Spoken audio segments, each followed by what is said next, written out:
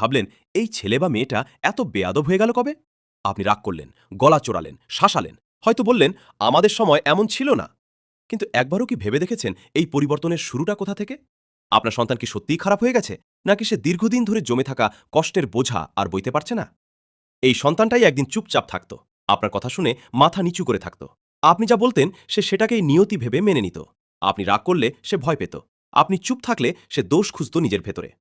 ধীরে ধীরে সে শিখে ফেলেছিল নিজের অনুভূতি লুকিয়ে রাখা, নিজের চাওয়াগুলো গিলে ফেলা, নিজের কষ্টকে গুরুত্ব না দেওয়া। কারণ সে জানত বললেও কেউ শুনবে না, বললেও উত্তর আসবে না, আসবে শুধু উপদেশ, তুলনা আর অভিযোগ।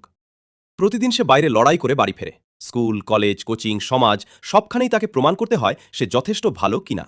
নম্বর কম হলে সে অযোগ্য, বেশি হলে সেটাই স্বাভাবিক। সে চায় এমন একটা কণ্ঠ যে বলবে তুই পারিস, না পারলেও আমি আছি। কিন্তু বছরের পর বছর যখন এই চাওয়াগুলো পূরণ হয় না, তখন সন্তান বদলাতে শুরু করে। সে আর চুপ থাকতে পারে না, কারণ চুপ থাকা তাকে ভেতর থেকে ফাঁপা করে দিয়েছে। সে আর মাথা নিচু করে থাকতে পারে না, কারণ সেই ভঙ্গিটা তাকে ছোট করে ফেলেছে। তাই সে কথা বলে, কখনো কাপা গলায়, কখনো কঠিন সুরে। আর তখনই আপনি তাকে পাল্টা জবাব দেওয়া সন্তান বলে দাগিয়ে দেন। আসলে সে পাল্টা জবাব দিচ্ছে না, সে নিজের অস্তিত্ব রক্ষা করার চেষ্টা করছে। সে বলছে আমিও মানুষ, সে বলছে আমারও অনুভূতি আছে, সে বলছে আমাকে শুধু তুলনা দিয়ে মাপবেন না। অনেক সন্তান আছে যারা একসময় কথা বলা ছেড়ে দেয়। তারা আর তর্ক করে না, প্রশ্ন করে না। বাইরে থেকে তারা খুব ভদ্র, খুব শান্ত, কিন্তু ভেতরে ভেতরে তারা দূরে সরে যেতে থাকে। তারা আর আপনাকে কিছু জানায় না, তাদের জীবনের গল্পগুলো আর আপনার কাছে আসে না। আপনি তখন ভাবেন আমার সন্তান খুব ভালো, অথচ বাস্তবে সে শিখে গেছে এই বাড়িতে চুপ থাকাই সবচেয়ে নিরাপদ। এই দূরত্ব একদিন হঠাৎ তৈরি হয় না, এটা ধীরে ধীরে হয়। প্রতিটা না শোনা কথা, প্রতিটা অবমূল্যায়ন, প্রতিটা তুলনা এক একটা ইট হয়ে দেয়াল বানায়। একদিন সেই দেয়াল এত উঁচু হয় যে বাবা মা সন্তানের মুখ দেখা যায় না। আপনি হয়তো ভাবছেন আমরা তো খারাপ চাইনি। হ্যাঁ, বেশিরভাগ বাবা মাই খারাপ চান না। কিন্তু ভালো চাওয়া আর ভালো করা এক জিনিস নয়। ভালো করার জন্য শোনা লাগে, বোঝা লাগে, নিজের ভুল স্বীকার করার সাহস লাগে।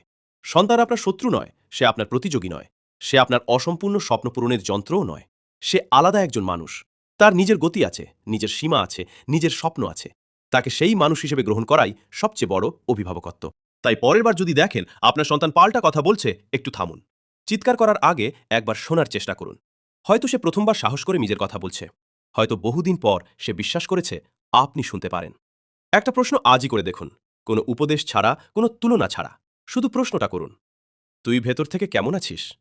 উত্তর পেলে মাঝপথে থামাবেন না, ঠিক করবেন না, শুধু শুনুন। অনেক সময় শোনা মানেই সবচেয়ে বড় সমাধান। কারণ সন্তানরা দূরে যায় না, আমরা অজান্তেই তাদের দূরে ঠেলে দিই। আর এখনও সময় আছে দেয়াল ভাঙার, সেতু বানানোর, আবার কাছাকাছি আসার।